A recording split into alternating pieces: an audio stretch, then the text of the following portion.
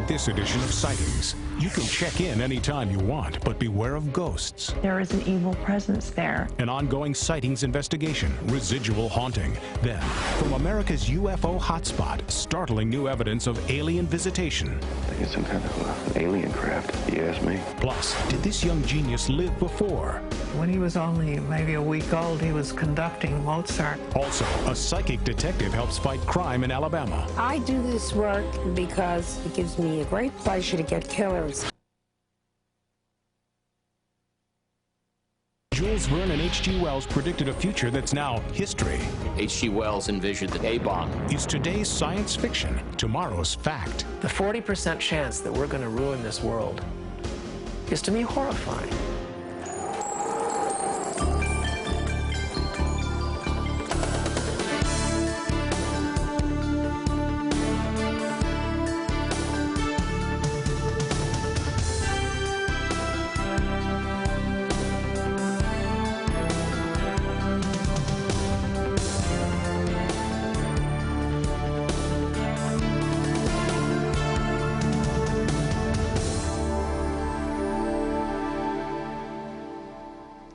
Welcome to Sightings. I'm Tim White.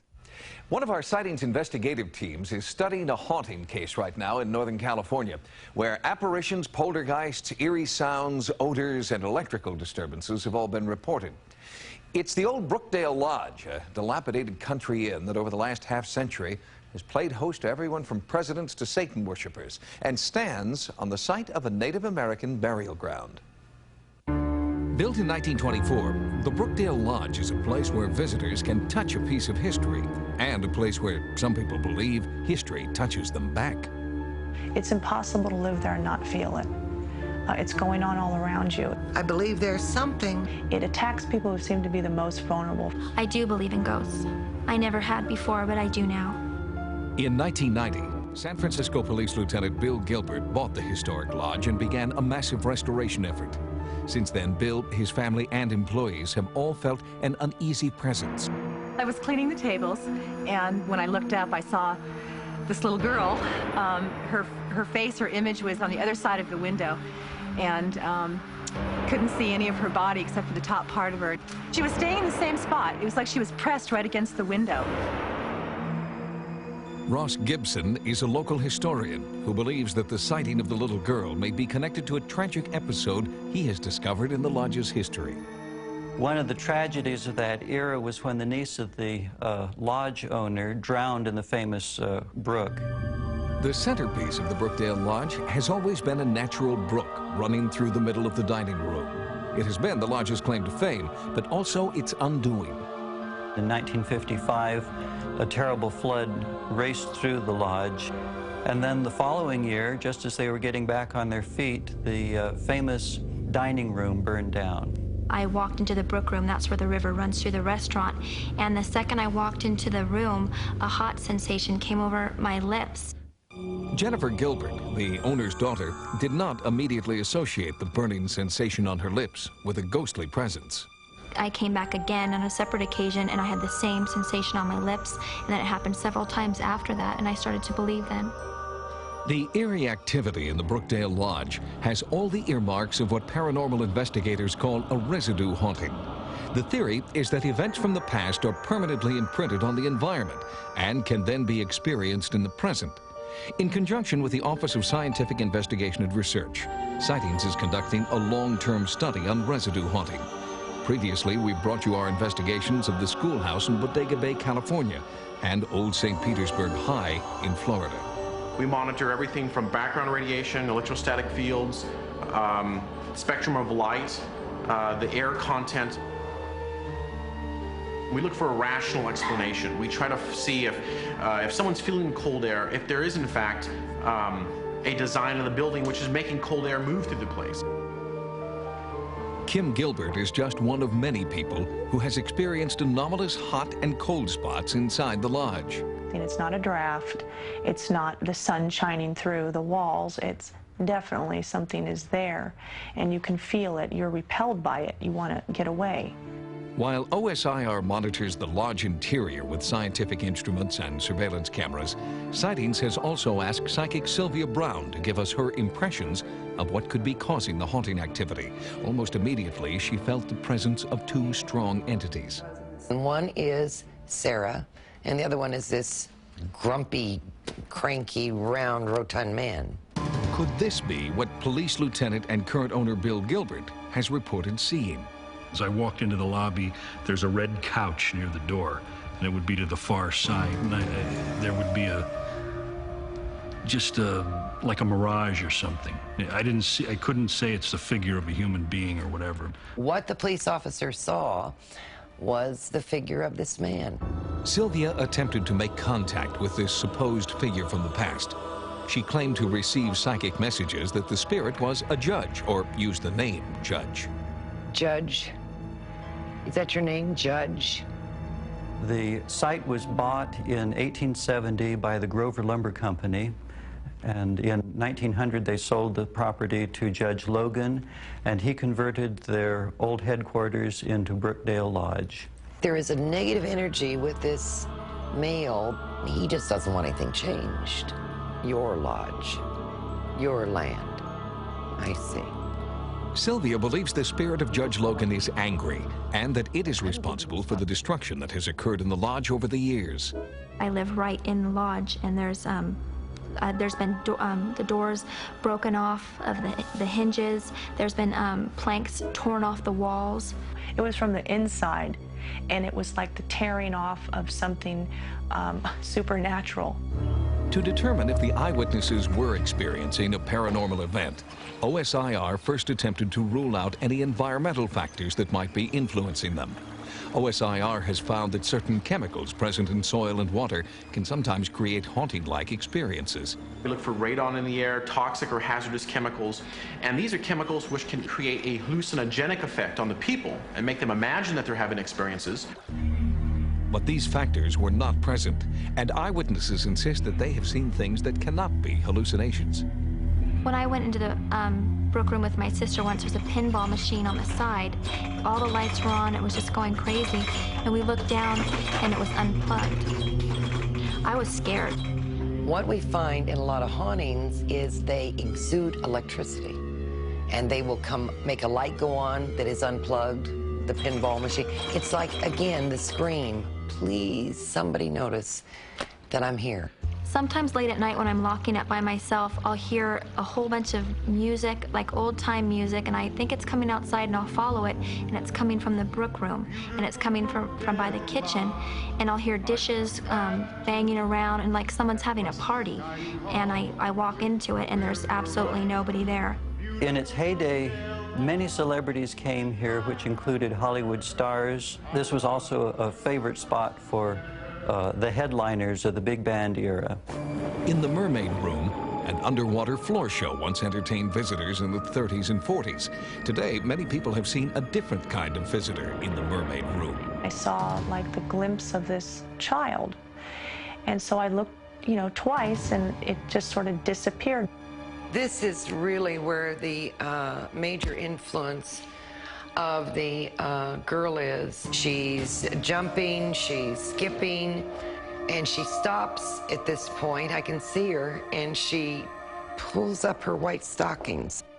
Later, in the Brook room, Sylvia Brown felt the child's presence once again, and then envisioned a chilling scenario. All of a sudden, from the side comes a dark woman with a big braid. The child spins around, and the woman seems like she's pushing. And the child tumbles and falls. She drowned. Was a child named Sarah murdered here? Police records say no, but a supernatural force within the lodge seems to be saying yes. The area itself, and especially the lodge, is a very beautiful place, but there is an evil presence there. The Brookdale Lodge is a beautiful location, and based on eyewitness testimony and the separate investigations of Sylvia Brown and the OSIR, it appears to be a location that bears the residue of the past, both the violent and the playful. Certainly, after conducting our investigation initially here at the Brookdale Lodge, we found a variety of very unusual phenomenon. The data that we documented showed specifically certain areas of floors which seemed to produce what looked like footsteps walking through various parts of the structure. The bursts of air were monitored in both wind velocity and with thermovision to accurately determine the temperature. However, we were not able to determine exactly where the air was coming from. In fact, the experiences people are having here are very real, and that they are perhaps in some way a ghost or a residue haunting taking place. Our investigation at Brookdale Lodge is ongoing. Although we have the most sophisticated detection equipment currently available, no one has yet figured out how to get a ghost to appear when and where you want it to. When sightings continues, What in the world is it? is this videotape evidence of an extraterrestrial visitation? Could be some kind of a military craft. I doubt it, though. Gulf Breeze, Florida continues to garner worldwide attention because of a persistent UFO flap sighted there since 1986. There are hours of film and videotape documenting UFO sightings over Gulf Breeze, much of it shot by one man, Ed Walters. Skeptics argue that this is highly suspicious and challenge Walters' veracity. But now there is new videotape and new film of UFOs over Gulf Breeze, and none of it comes from Ed Walters. What in the world is it? It's a question that residents in Gulf Breeze, Florida have been asking for almost 10 years. There have been over 1,000 individual sightings of unidentified flying objects, beginning in 1986, with this historic photograph taken by Ed Walters. Since then, Walters and others continue to capture UFOs on film and tape. The activity in our area has certainly not stopped. It has never stopped, and it looks like it's on the increase, hopefully. There's a lot more people willing to acknowledge that they've had a sighting than 5 years ago. People were much more quiet about it. The sightings in Gulf Breeze have become more frequent, in large part because groups of amateur ufologists now scan the skies nightly. And the nation's largest UFO research organization, MUFON, now has a branch office here, headed by Art Hufford. The purpose of our local MUFON organization, I think, is really twofold. One is to investigate using the best scientific methods we can, UFO sighting reports, close encounters, abduction experiences. And then secondly, to try to educate, to share what we learn locally and also what we learn from what's going around the country and around the globe. One of the most dramatic UFO encounters to date occurred on April 28, 1994. Ken and Carol Baker were driving home, and as this simulation demonstrates, the Bakers claim to have seen two glowing orbs. What the Bakers saw is similar to videotape of two bright UFOs shot in the same area, hovering over the Gulf Breeze shoreline. At approximately 10:40 at night, my wife was driving me to my place of employment. I looked out the front windshield, and we saw a white object. I looked out, and I didn't know what it was I was looking at, and it was round like a bubble. Around this light, or around this bubble, was a smaller light that seemed to be orbiting around it. I try to be scientific in all the things that I deal with. I was in the Air Force for 7 years, and I've seen different crafts, different ships we have. It wasn't anything we had seen before. With the increasing number of sightings by credible townspeople and new videotape evidence, even hardened skeptics believe something is going on over Gulf Breeze. But is it a UFO? There's a program afoot to try to slowly educate people all over the world that we're not alone. Who knows, maybe one of those days we'll have that landing on the White House lawn experience where no longer is there any doubt that they're here, they're among us. Sitting in the sky, could be some kind of a military craft, I guess. I doubt it, though. I think it's some kind of an alien craft, if you ask me.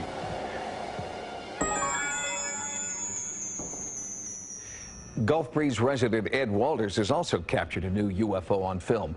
This Polaroid instant picture shows an unidentified craft offshore with what appears to be waterspout activity just below it. Optical physicist Dr. Bruce Maccabee enlarged and examined the snapshot, and he sent us this lengthy report. In his opinion, the waterspout UFO is not a fake. Dr. Maccabee, a civilian scientist with the U.S. Navy, joins us now to discuss his findings. Dr. Maccabee, you conclude that this photograph is not a fake. Does that mean it is a genuine UFO? I'd say the chances are very small that that could be a hoax.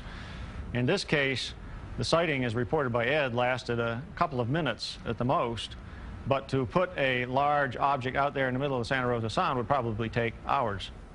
Dr. Maccabee, Ed Walters has been a key figure in the photographs and in the logging of activity in Gulf Breeze. Is it likely that one individual would be more prone to see and experience UFOs than some other individual? Ed Walters certainly has been a focus of a lot of attention, but for about 2.5 years, starting in November 1990 and running through July 1992, a group of people I call the Gulf Breeze research team down there went out virtually every night, logged about 180 or so sighting events, a few of which Ed attended. But most of those sightings, the witnesses were people who lived in the area, people who were just traveling through the area, tourists, and so on. Dr. Maccabee, how do your professional colleagues react to your interest in UFOs and your willingness to go out on a limb to say that there's something here? So I should point out, by the way, I do work at a Navy laboratory. And I have found that virtually every government laboratory, and I presume most civilian laboratories around the country, have people who are interested in this subject, just as there are people in virtually, I guess, all walks of life who have a sincere interest in finding out what the truth is. Dr. Bruce Maccabee, thank you very much for joining us. Thank you for having me. And we will be back with more sightings in just a moment. Next on Sightings, did this child's superintelligence come from a past life? When he was only maybe a week old, he was conducting Mozart in perfect time. In a controversial social experiment, Robert Graham opened the Repository for Germinal Choice in 1980. Better known as the Genius Pool, Graham created an elite sperm bank where only geniuses are accepted as donors. And the first boy born through the program is, in fact, of superior intelligence with an IQ approaching 200. But the boy, who's now 12, doesn't credit his donor father. He believes that he draws his knowledge from past lives. I think that the soul is on a journey, and at different times it will choose to accomplish different sorts of things. Even before he was born, Doran Blake's family knew he would be an exceptional child. When he was only maybe a week old, he was conducting Mozart in perfect time. Doran is a child prodigy who has made headlines.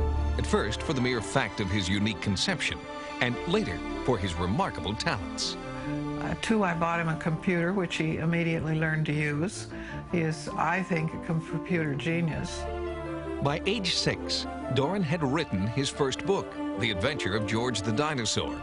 He had an uncanny grasp of literature and began to recite Hamlet from memory. He started to read in kindergarten. He was in a very special school. In 1 year, he was reading Shakespeare, starting from nothing. Was Doran simply the product of genetic manipulation? Or could there be another explanation for his amazing intellect? At 3, he suddenly said to his mother, "Do you remember the time when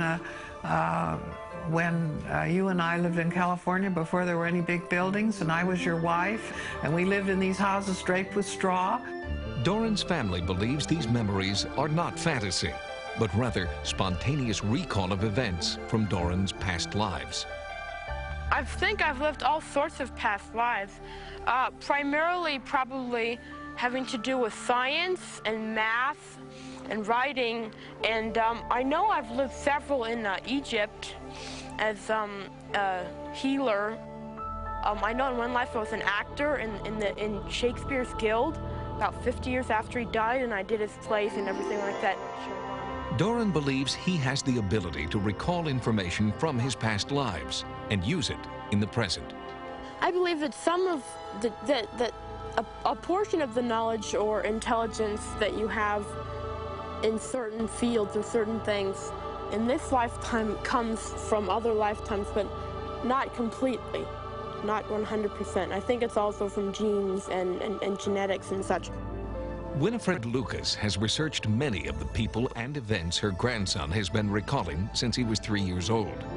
What she discovered has made her a believer. Everything that he had picked up when he was 3 was absolutely true, including the houses draped with straw. And he had had a life as a Chumash Indian. Then he began to talk about Afghanistan. When he was 4 and a half, he'd say, "Grandma, what's been happening in Afghanistan?" I said, "Why are you so interested in Afghanistan?" He said, "Well, I had 2 lifetimes there, Grandma, and I blew them." Recently, Doran underwent a past life regression with therapist Tineke Noordegraaf. He believes that the session helped him delve deeper into the lives he has led before. What's the very first thing that comes to mind?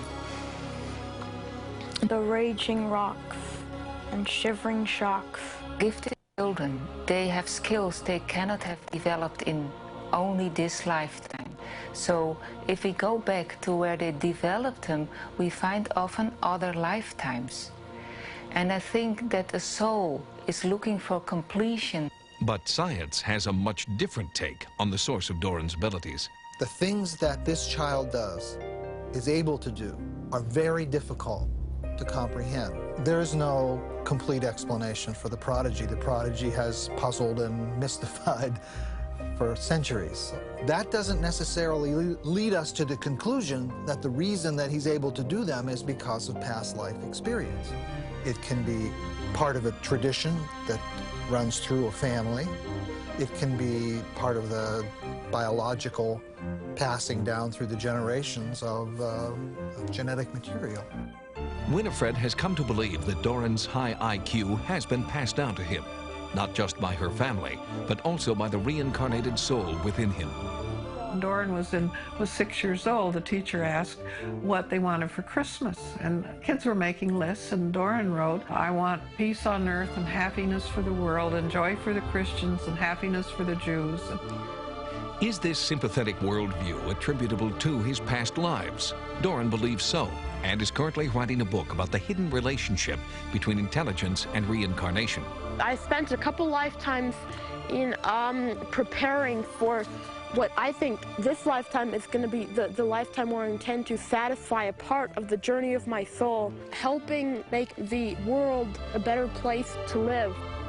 Generally, people have not known why some people are much brighter than others, why Mozart could write a symphony at 4, you know? And I think that part of the trouble was that we didn't believe there were other lifetimes, so we didn't know how to explain it.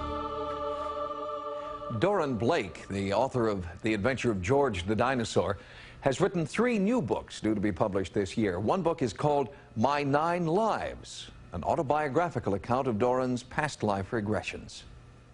Coming up next, the police have reached a dead end, and a psychic detective provides startling clues in an unsolved murder. This is him. He's the one who did the murder. Then, a young boy sends a message from the afterlife, and sci-fi prophets offer a vision of the future. Psychic detective Dorothy Allison has worked with sightings on a number of cases, and she has an impressive track record providing police with important leads that help solve crimes. Now she's investigating a murder in rural Alabama that has stumped the authorities. She would do anything for her children. She would have just done anything for us. When she grew roses, she gave them to people. If she cut them, she didn't take them in the house for herself. She gave them to somebody. And that was the kind of person she was. She was a giving person. I can always remember the way she smelled and how warm and close it felt when she told me. And the sound of her voice when she sang to me. Those are the main things I remember. It was always so loving.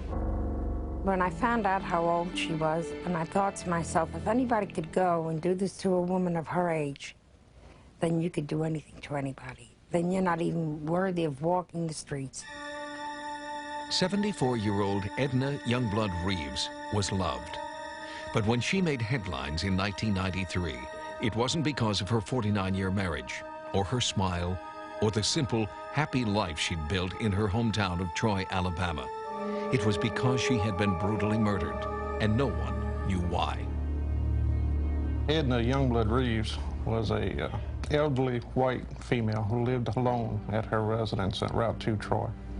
At approximately 11:15 a.m., August the 14th, 1993, Her body was discovered at her residence.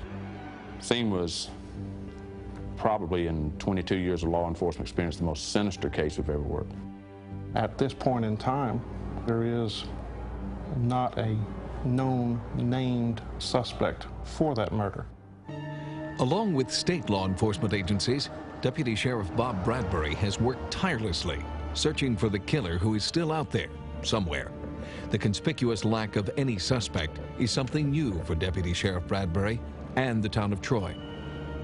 When you have a murder in Pike County, generally speaking, the perpetrator is either on the scene or you have a witness who says it was old so-and-so and he left going such and such a direction. A sighting of an unfamiliar red and white car at Edna's house on the day of the murder has been the only solid lead. The owner has never been identified. The case is at a standstill, but the Sheriff's Department refuses to give up. They'll try anything to solve Edna's murder, even a psychic detective. And I told them what I wanted, which was the victim's date of birth and the day of the crime. This is all I have asked for. That's what I've got here right now. I've never had dealings with a psychic. This will be new ground for me. From what I've been told, Dorothy can help, and the investigation is to a point where we need all the help we can get. At the invitation of the Pike County Sheriff's Department, Dorothy Allison traveled to Troy, Alabama. The only information she was given prior to her visit was Edna's birth date and the date of the murder. I believe that when she's in my mother's house, in the room where the person who killed her was, that she may be able to connect with some part of that person, that she may be able to tell who it was. The best thing for me to do is to go on to the scene, see it myself. This is so that I get a good feeling of that killer. How did he walk in the house? What rooms did he go into? Why did he commit the murder? Now, we obviously haven't told you which room the body was discovered in. Can you tell us? I felt that it was a bedroom. I get a bed. Can you tell us which bedroom? Well, I'll have to walk around and see that. I get this room. Dorothy's feelings led her here, to Edna's bedroom. Dorothy said this is where Edna died. There it is. No, I would get this room then. This room is very, very important. The hangers, that's what he killed her with. She was found laying in her bedroom dead with a coat hanger around her neck, strangled and dead. And later found out she was sexually assaulted. When she entered the kitchen, Dorothy began to give her psychic impressions of the killer. I feel that the killer actually came into this kitchen before he killed her or after, maybe after. Opened this up and drank some orange juice out of the refrigerator, as though if somebody caught me here, well, it wouldn't matter. I have a right to be here, in other words.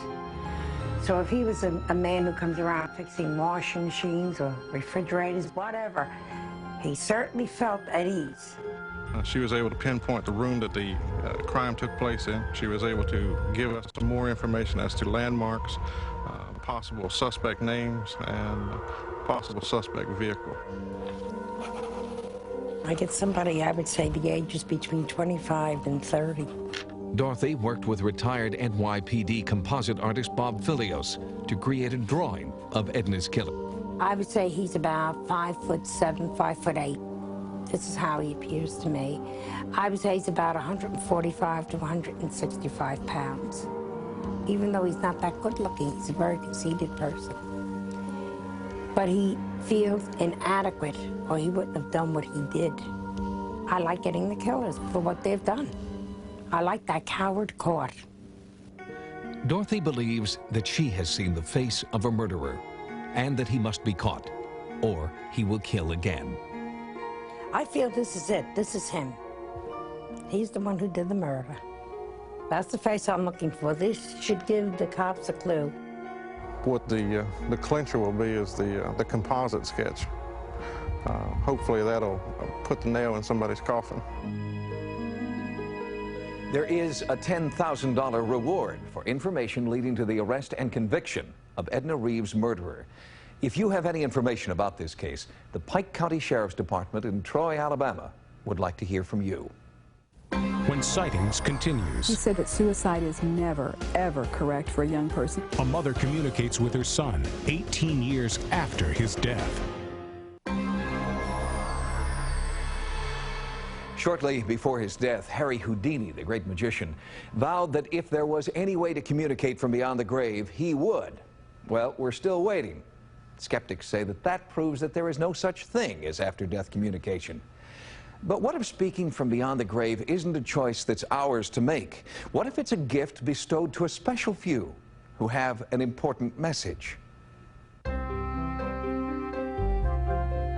Stephen was one of the most happy, funny, joke-playing kids around, and he was bright in school. Everything came very easy to him, and had a great searching mind. He would read everything that he could. He would write these things, and way beyond what his age was. But Stephen had another side he didn't show to the world.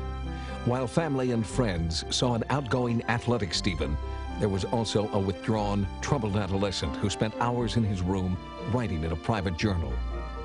His stepfather and I had divorced, and we had moved away from where he had grown up and spent most of his life.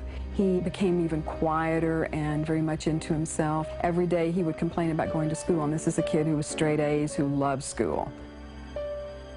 He usually called me every afternoon at 3 o'clock and said, "Hi, Mom, this is Steve," and or "This is me," and would tell me what he planned to do that day, or I'd give him instructions, and he didn't call. And I got home and he wasn't there, and I said, "Where's Stephen?" And the girl said, he said he was going camping in the woods.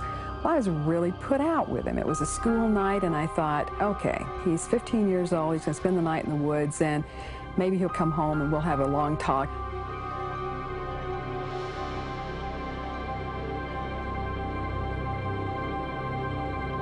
About 3 o'clock, the kids came home from school, and we were sitting around, and there was a knock on the door, and 2 detectives came in.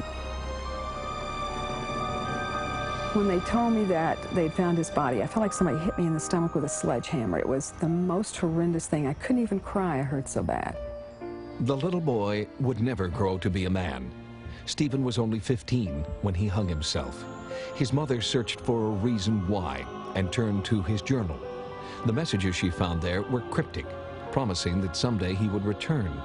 It didn't make sense until a few days after his death, when Stephen's promise seemed to be coming true. The first thing that happened was about 2 or 3 days after he died, we were preparing for his memorial service, and my friend from Scotland was taking care of the house while I went to the grocery store, and I came home and she said, Ann, I just heard from Stephen. She said, I heard his footsteps, and then he began to speak, and here's what he told me. And she wrote it down and read it to me, and it was, "I'm okay, Mom. As soon as I'm stronger, I'll talk to you.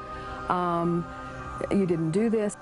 Bill Guggenheim is a researcher who has collected over 3,000 first-hand accounts of people who claim they have had contact with deceased loved ones. He believes that after-death communication is a natural part of the grieving process. We believe that after-death communications are a natural and normal part of our human existence, and they're not supernatural, paranormal, New Age, psychic, mystic, occult.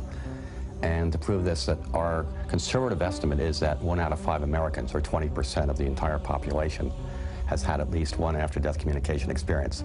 That translates into 50 million people. Shortly after he died, I was in the house, sitting in the front room. I looked to my left and towards the kitchen area, and he was standing right there in his karate gi. I get this frantic call from home, and it's my 8-year-old daughter, Debbie. She goes, "Mom, come home quick, Stephen was just here." This child was just absolutely frantic from this experience. Stephen's family does not believe they are hallucinating. Their experiences have been too tangible. There's a Christmas tree that has a music box that's made from ceramic, and the music box had stopped working years ago. And it was Christmas time, and all the decorations are out, and the room is quiet, and the tree comes on, the lights go on, and the music starts to play. And we're all looking very confused at each other, and it was there, the energy was there. It was Stephen's here. He's just here to share. And this was his way of saying, Hi. Actually, we believe that that children and other loved ones are there around their parents and other family members continuously, initially, trying to break through, trying to have somebody hear them. Stephen's mother believes that he did break through. She started hearing Stephen's voice, and the voice was telling her to write down what he was saying. He had a watch with a broken mainspring, and he told me to take it with me.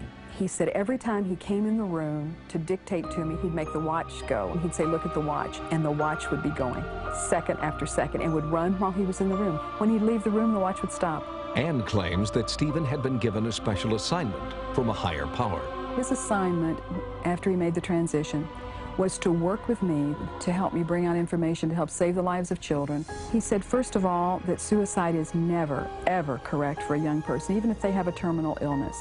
There's such a life force in a young person that there's always hope for them. The underlying message of all ADCs is that life is continuous. In a sense, we are in eternity now. This is eternal life. This is a school for learning lessons. Was Stephen's family actually receiving messages from beyond the grave, or were they simply experiencing a powerful form of wish fulfillment? Guggenheim believes after-death communication is both a melding of intuition and reality. The number one fear in America is a fear of death. And the psychologists will tell you if, to the extent that we fear death, we withhold from life. 19 years after her son's death, Anne Puryear continues to believe that she is communicating with and taking dictation from her son Stephen. She's published his messages in this book, Stephen Lives. The Puryears also continue to try to record or document the after-death communication only they can hear. And they help other bereaved families try to do the same. I won't tell you that I wouldn't rather Stephen was here. I would 100 times rather he was here. I'd trade it all for that. But he's not, and we have to make the best of it. So when you lose a child, you have to come to some peace within yourself about what occurred.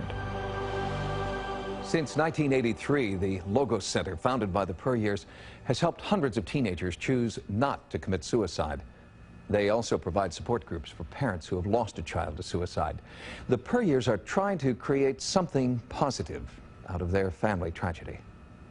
Next on Sightings, sci-fi prophets offer a vision of the future. You'll have the choice as to what you'll look like. You can make yourself beautiful. You can have a designer body. Great science fiction writers of the past, like Jules Verne and H.G. Wells, did more than create compelling fiction. They created a view of the future, one that 100 years later reads like nonfiction. Are there science fiction writers today who have the same visionary power? Who among them will stand the test of time 100 years from now? There have been tens of thousands of works of science fiction written since the 1800s. It's a genre that has become synonymous with fantasy, but many of the modern inventions we use today were first envisioned by the great science fiction writers of the past. And one 19th century writer stands head and shoulders above the rest. To this day, Jules Verne has the best record of predicting, and that's simply because he predicted going to the moon, rocketry, orbits, submarines. He was fantastic. Verne may be the most prolific, but many other science fiction writers of the past also made prophetic predictions. There's a charming and rather interesting prediction that Lester Del Rey made in one of his stories about the name of the first man on the moon. He chose a good, strong American name. He said this man's name will be Armstrong. Today, their genius is clear, but many such writers went unrecognized in their own time. Paris in the 20th century was rejected by Jules Verne's editor as too fantastic to be believable. His vision of Paris, just published this year for the first time, is remarkably similar to the Paris of today. Originally written in 1863, Verne describes Paris in 1960 as a city illuminated by electrified mercury wire fed by underground cables. He wrote these words years before light bulbs were a reality. Verne also described streets crowded with cars powered by internal combustion gas engines. Henry Ford was born the year this passage was written. He also describes a device he calls the photographic telegraph that can instantly send letters across a continent. He envisioned a fax machine nearly a century before its invention. And it was a fairly pessimistic look at the future with a lot of technology thrown in. But it wasn't the pessimistic tone that kept the book from publication. Ironically, on one manuscript page, Verne's editor wrote, "My dear Verne, had you been a prophet, no one today would believe your prophecy." The most powerful form of science fiction is a prediction that the science fiction author does not want to come true. Instead, he or she wants it to become a self-preventing prophecy. But instead of being embraced as cautionary tales, many early works became the blueprints for mass destruction. The development of lots of military technology has come from people who have envisioned it before. H.G. Wells envisioned the tank, and the A-bomb was foretold. H.G. Wells was ridiculed when he wrote about atomic weapons in 1914, but in 1945, there was Hiroshima. It is only with the power of 20/20 hindsight that we know just how accurate Wells, Verne, and others really were. And perhaps it should serve as a warning to listen with an open mind to the science fiction writers of today. They, too, are offering a cautionary tale.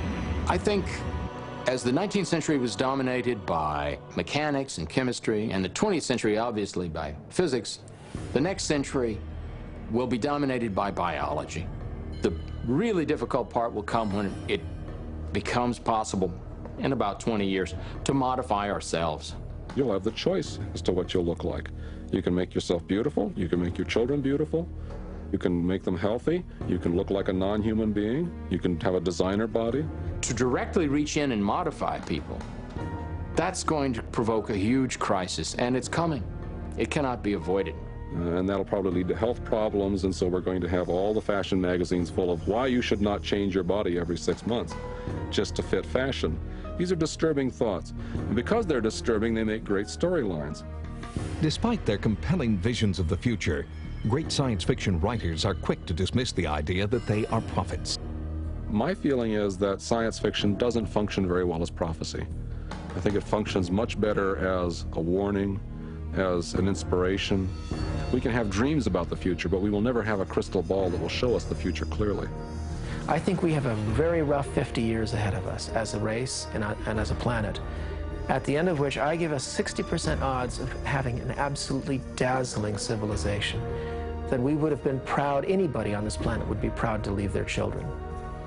The 40% chance that we're going to ruin this world is, to me, horrifying.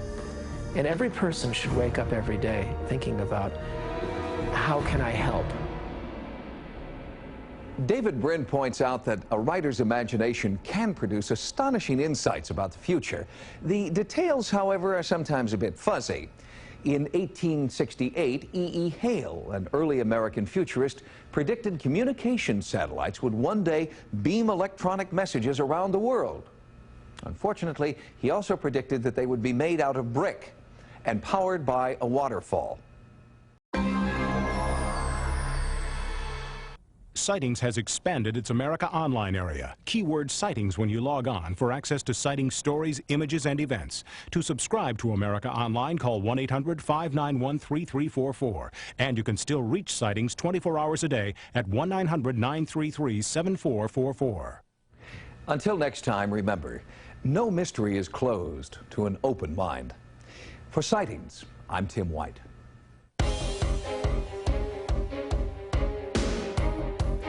Next on Sci-Fi, The Sentinel.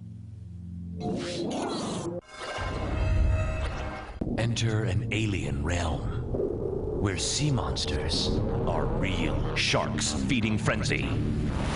Then explore the dark depths of fear, the conclusion of The Beast. Get out of the water! Tonight, beginning at 8 p.m. on Sci-Fi.